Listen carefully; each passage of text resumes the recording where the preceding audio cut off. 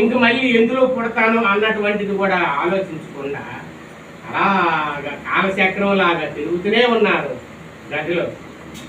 ఎప్పుడైతే ఈ యొక్క అఖిల పరిపూర్ణ నిజ గురువు దగ్గరికి ఎవరైతే ఈ యొక్క మానవ జన్మని తెలుసుకుని వెళ్ళారో వాళ్ళే ఆ యొక్క నేనంటే ఎవరు, దైవం అంటే ఎవరు తెలుసుకున్నప్పుడే గురువు గారి దగ్గరికి వెళ్ళడానికి అవుతుంది.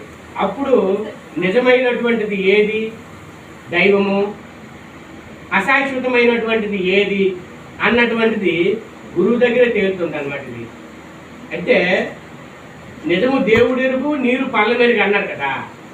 ఆ నిజాన్ని ఎరిగినటువంటి వాడు గురుదేవుడే. గురువుల్లో అందరూ గురువులు ఉన్నారు. ఈ ప్రపంచంలో చాలా మంది గురువులు ఉన్నారు, చాలా ఆశ్రమాలు ఉన్నాయి, చాలా ఏమిటది సత్రాలు ఉన్నాయి. కానీ గురువుల్లో సద్గురువే అచల గురువు. ఆ సద్గురువు అన్నటువంటి వాడు జన్మ రాహిత్యానికే వాళ్ళు పుట్టినారు.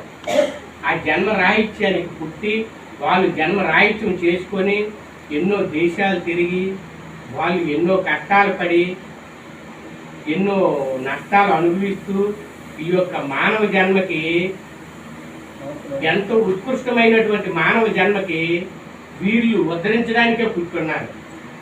ఆపద్ బాంధవులు అన్నమాట వీళ్ళు. ఆపదల్లో ఎవరైతే కొట్టుమిట్టాడుతున్నారో ఈ జన్మమరణ వ్యాధితోనే, ఈ జన్మమరణ వ్యాధితో ఎవరైతే కొట్టుమిట్టాడుతున్నారో వాళ్ళకి వీళ్ళు ఆపద్ బాంధవులు, అచల ఋషులు. చలనం లేనటువంటి వాళ్ళు వీళ్ళు. మిగతా వాళ్ళందరూ చలనంతో ఉన్నటువంటి వాళ్ళు. అచలులు అంటే చలనం లేనటువంటి వాళ్ళు. అంటే వాళ్ళు బయలైపోయి ఉన్నారు. అచల పరిపూర్ణ దైవం ఏదైతే ఉందో శాశ్వత దైవము, ఆ దైవంలో లీనమైపోయి ఉన్నారు వాళ్ళు. వాళ్ళకి మళ్ళీ జన్మకి రారు కూడాను. జన్మకి వచ్చినటువంటి వాళ్ళు వీళ్ళు సైతులతో ఉన్నటువంటి వాళ్ళు ఆ యుగంలో ఉన్నారు. బయలులో ఎవరైతే లీనమైపోయి ఉన్నారో అచల పరిపూర్ణ దైవంలో వాళ్ళకి జన్మ రానే రాదు. అటువంటి జన్మ రాహిత్యం చేసుకొని వాళ్ళు పుట్టున్నారు కాబట్టి వాళ్ళు ఇప్పుడు ఎంతో మంది పెద్దలతో వీళ్ళు ఇప్పుడు పూజలు అందుకుంటున్నారు. మనం అందుకోగలమా పూజలు? ఇంకెవరైనా అందుకోగలరా పూజలు? అటువంటి వాళ్ళే పూజలు అందుకోవడానికి అర్హత జన్మ రాహిత్యులకే. అలాగే జన్మ రాహిత్యం చేసుకోవడానికి ఎవరైతే ఉంటారో వాళ్ళే.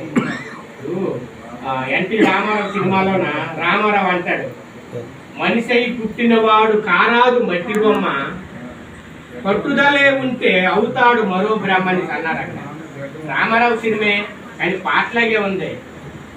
మనిషి అయి పుట్టినవాడు కారాదు మట్టి బొమ్మ, పట్టుదలే ఉంటే అవుతాడు మరో బ్రహ్మ.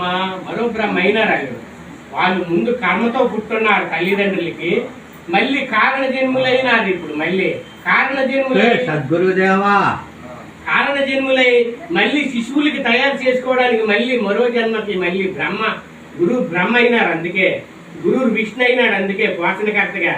ఈశ్వరుడు అయినాడు, అందుకే ఆ లయకర్తగాను.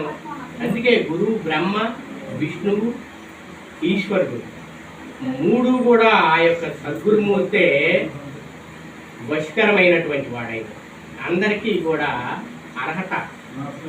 జన్మని కారణ జన్మని ఇచ్చినటువంటి వాడు, బోధశాత పోషించినటువంటి వాడు, మనకి ఇబ్బంది లేకుండా చూసినటువంటి వాడు. అలాగే ఉన్నంత కాలము ఈ తను ఉన్నంత కాలము ఉంచి ఎప్పుడైతే తీసుకెళ్ళిపోతాడో అప్పుడే లయం చేస్తాడు.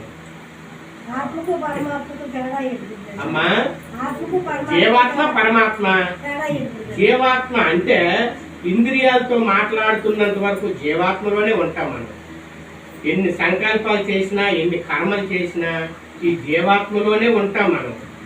కర్మలు చేసినంత వరకు, ఈ సంకల్ప వికల్పాలతో ఉన్నంత వరకు మనం ఎన్ని తిరిగినా కూడా, ఏమి చేసినా కూడా జీవాత్మలో ఉన్నంత వరకు ఈ జీవుడు మాట్లాడుతూనే ఉంటాయి. అదే పరమాత్మ స్థానంలోకి వెళ్ళేటప్పుడు అక్కడ మాట లేదమ్మా, మాట లేదు. అదే గురుస్థానం. అక్కడ మాటే లేదు. అవసరానికే మాటలు వాడుతారు పెద్దలు. అచలులు అన్నటువంటి వాళ్ళు, గురుస్థానాన్ని పొందినటువంటి వాళ్ళు ఆ స్థానంలో ఉండి ఎవరికి ఉద్ధరించడానికి వచ్చున్నారో, ఎవరికి బాగు చేయడానికి వచ్చున్నారో